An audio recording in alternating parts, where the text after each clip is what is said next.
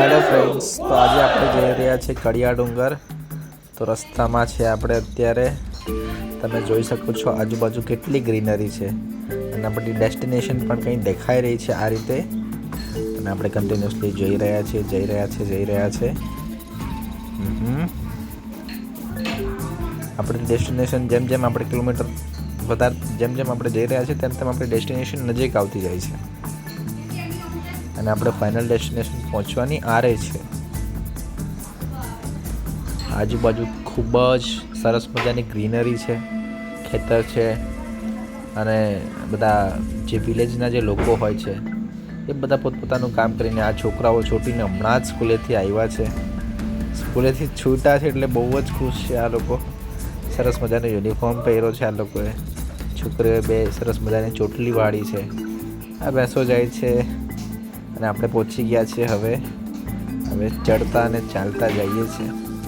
આ બધું જોડે ડિસ્કશન છે, માહિતી આપું છું કડિયા ડુંગરની, જેમાં 7 ગુફાઓ છે, બૌદ્ધિસ્ટ ગુફાઓ આશરે 2થી 1 સદીમાં બનેલી છે, જેની માહિતી હું પ્રોવાઈડ કરી રહ્યો છું મારા છોકરાને, જેથી કરીને એને પણ જાણ થાય કે આની હિસ્ટ્રી શું છે, આપણે અહીંયા કેમ આવ્યા છે અને આ શું મહત્ત્વ ધરાવે છે. ક્ષત્રપકાળની આ છે. અમારી સાથે કૂતરું પણ છે નાનું એવું. વેદુના ઘણા બધા ક્વેશ્ચન છે. અમુક ક્વેશ્ચન તો મને પણ નથી ખબર પડતા કે આનો આન્સર કઈ રીતે કરવો, પણ બેસ્ટ ટુ બેસ્ટ અને મેક્સ ટુ મેક્સ હું આનો આન્સર કરી રહ્યો છું. વેદુને પૂરી રીતે સમજાવી રહ્યો છું કે આનું શું છે, કેમ છે, કઈ રીતના છે, શું ઇતિહાસ છે અને આને આપણે આગળ આપણે કઈ રીતે સમજી શકીએ. હવે અમે 2 જણા જઈ રહ્યા છે ટોપ પર નહીં જઈએ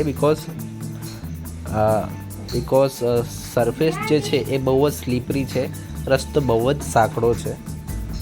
તો બસ ખાલી આપણે થોડેક લગીને જઈશું, ટોપ પર જઈએ નહીં. હવા પણ બહુ ચાલી રહી છે. આ કૂતરું પણ આપણી પાછળ આવે છે. મને લાગે છે બિસ્કિટની આશાએ, કદાચ કોઈ વસ્તુની આશાએ અમારી સાથે આવી રહ્યું છે. હવે હું મારો એક્સપિરિયન્સ કહી રહ્યો છું આના વિશે કે અમને કેવું લાગ્યું. અને અમે ત્યાં ગયા તો અમે સાપ પણ જોયો, બહુ જ ખતરનાક અને મોટો સપો, લગભગ 5 ફૂટ લાંબો એવો સાપ રસ્તામાં મેં જોયો. ખૂબ જ ડરી ગયા. આ નાનું છોકરું પણ બહુ જ ખુશ છે. વરસાદમાં પલળાઈ ગયું છે પણ એને ખૂબ જ મજા આવી રહી છે. થોડી બી ખાંસી પણ થાય છે પણ એને ખૂબ જ મજા આવી રહી છે. હિમાંશુને પણ. વેદુ પણ ખૂબ જ ક્યુરિયસ છે અમારા નાની એવી આ પિકનિકને લઈને. લાગે હિમાંશુ પણ કંઈક કહેવા માંગે છે તમને મિત્રો. હવે જેમ વિક્રમ વેતાળની જેમ વાર્તાઓ હોય છે તેમ વેદુને હું લઈને જઈ રહ્યો છું. હજુ પણ અમારી સાથે આ ડોગી છે અને વેદુને કહાની કહી રહ્યો છું સરસ મજાની. પાછળ ટીંગાઈને મારો વેતાળ અને હું એનો વિક્રમ.